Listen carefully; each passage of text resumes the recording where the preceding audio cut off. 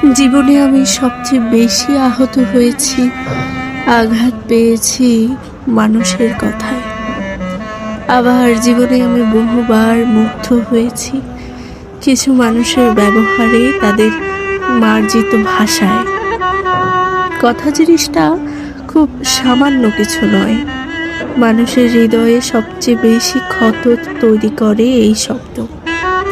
কথার আঘাতে মানুষ মরে যায়, আবার কথাতেই মানুষ স্বপ্ন দেখে একটা স্নিগ্ধ সুন্দর জীবনের।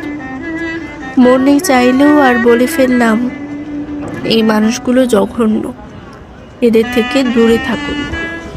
আপনার সাথে সুন্দর ব্যবহার কিংবা সুন্দর করে কথা বলার যোগ্যতা বা ইচ্ছা যাদের নাই, তাদের থেকে দূরে থাকাই শ্রেয় এবং শান্তিপূর্ণ।